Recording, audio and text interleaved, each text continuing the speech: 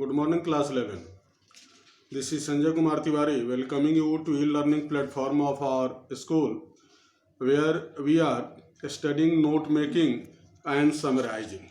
In the last video, I just made you aware how to make notes and summarize through or solve examples. The topic that I stated that I made you aware was science and rural development.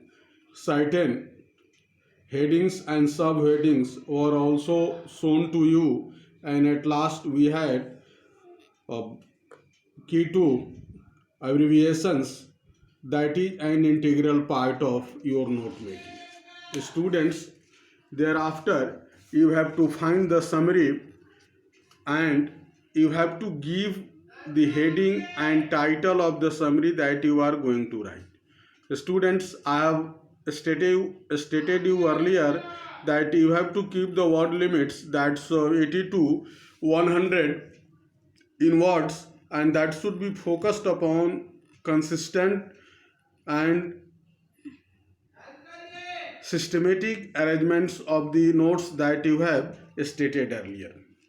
Students, I hope that you have understood the ways how to have note making and summarize of the given passage. Students, now I am going to give you certain questions related to the topic which you have to solve in your school copy. You should buy the copies from the school and then start doing in that one. This one is question number 1. Read the following passage carefully and answer the questions that follows.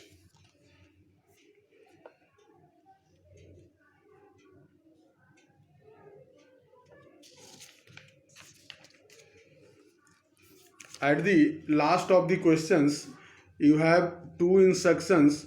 The first one is that on the basis of your reading of the above passage, make notes on it using headings and subheadings. Use recognizable abbreviations wherever necessary.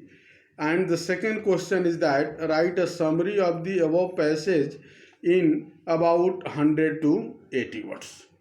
Now move to question number 2, that is given on this page. Paragraphs of the passage are given here which you have to go through, and then after going through the relevant passages of the questions, you have to try to solve the questions which is given at the bottom of it. On the second page that I am going to show, same question is there because this is also related to note making, and the same instructions are there that you have to solve.